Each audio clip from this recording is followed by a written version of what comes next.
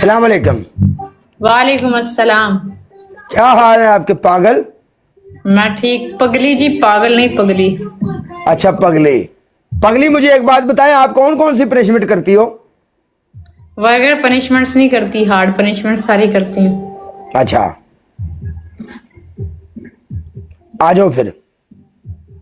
आज मुंडियो 1 मिलियन का टारगेट पूरा करो डबल टैप का। पता की ये काफी देर हो गई अपना डबल 1 टैप कर मिलियन दो, नहीं होया। लाइन शेयर एक कर बार 1 मिलियन वाली भी कसम तोड़ दो आज, ठीक है? हाँ आ जा। गाइस डबल टैप करियो जरा सारे मुंडे रल के। मिजान आई लव यू। तेरे को बूस्टर ने चुम्मी, तेरे को मेरा ख्याल है कितने बूस्टर हो गए चुम्मी तेरे को? 3 के 2? मुझे लगता है आप दुबई होती हैं ना? जी हाँ, ये पीछे वाला पर्दा जो है ना, मैं इसको देख के समझ गया हूँ। बोले पनिशमेंट आपकी पहली पनिशमेंट, आप जमीन के ऊपर उंगली रख के घूमेंगी। कितनी बार? आपने पूरे 10 बार घूमना है। दूसरी पनिशमेंट आपकी दूसरी पनिशमेंट ये होगी, आपने सिटअप करने हैं। आपकी तीसरी पनिशमेंट ये है, आपने जमीन पर बैठकर पोछा लगाना है और बोलना है, मैं काले ब्रांड का देखने वाला की नौकर हूँ गाइस। ओ अच्छा, किन्ने सिटअप करने ने? सिटअप 15 कर दे। ओके, मैं सिटअप कर रही हूँ, ठीक है? ओके जी।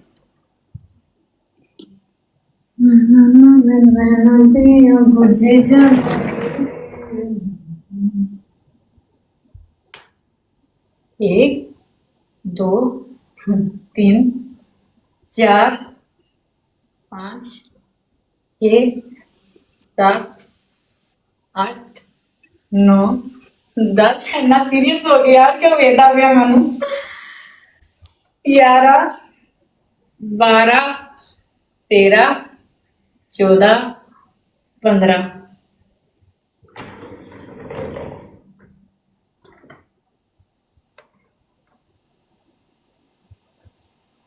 चल सही है, खुश रह। ओके, फिर खेडांगे। हाँ फिर खेडांगे। जट जी वेलकम बैक। फिर खेडांगे।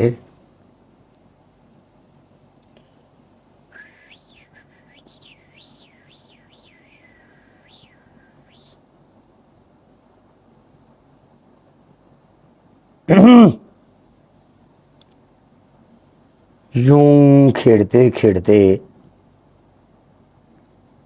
यूं खेड़ते खेड़ते गुजर गई हमारी ये उम्र। यूं खेड़ते खेड़ते गुजर गई हमारी ये उम्र। हमें बाद में पता चला कि खेड़ते खेड़ते गुजर गई उम्र। क्या बात, वाह। शायरी वाली अखीर नहीं होगी मुंडियो।